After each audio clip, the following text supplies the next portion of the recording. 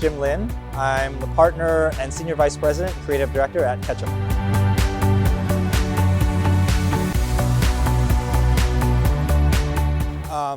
We've worked with Social Native in what we call an above and below approach.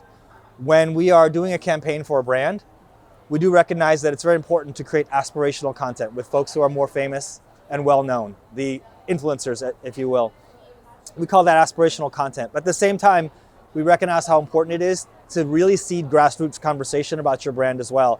And that's where we rely on Social Native campaigns. The Social Native campaigns, because the influencers and creators are a little more friends and family oriented, we get that really beneficial grassroots conversation going to supplement or complement the aspirational content that's being created by these larger, more well-known names.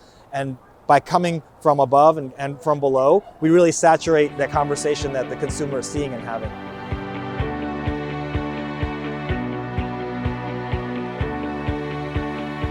Results have always been amazing. Consistently, Social Native results in much higher levels of engagement. And I attribute that to the fact that the audience of these creators is often more friends and family, and you're going to interact with your friends and family a lot more. We make up for that on scale by activating more creators, so that makes up for the numbers. But we find consistently we get much higher engagement and quality of engagement, meaning the comments that come out of it.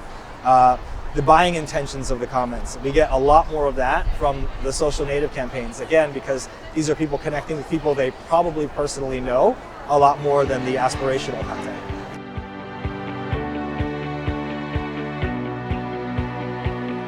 I think the main takeaway was to look at the term influencer marketing and really dissect what it means, and should it even be called influencer marketing at all. What we did was look at the effect rather than the vehicle. So in other words, when you do influencer marketing, you want a result, you want to influence people. And so really our panel was about rethinking that and looking at how influence happens. It doesn't always happen through the top YouTuber or the Instagram star. It could be your next door neighbor. It could be someone who lives in the same town. It could be someone who has the same hobby as you.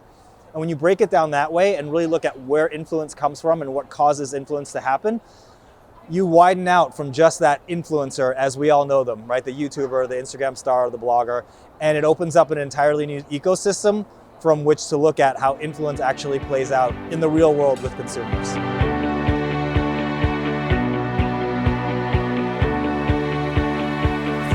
I think brands have become a lot more adept at what to do with Social Native, as far as not just using Social Native to create campaigns, but what to do with that content afterwards, right? Using it on packaging, using it on advertising, using it elsewhere, and taking it out of just the social feed. I think that's very important. I think that's where Social Native really differentiates itself, our ability to use that content everywhere so that we're hitting all channels with great content, not just Instagram.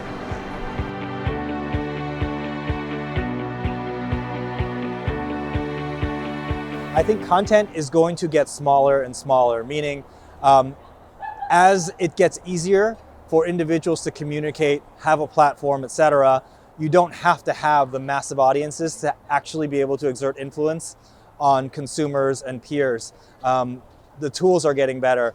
Access is getting better. People can reach more people more easily. They don't have to be famous. And I think that's always happened. Digital has enabled that. It started with blogging, then went to social media, and I think it's going to continue.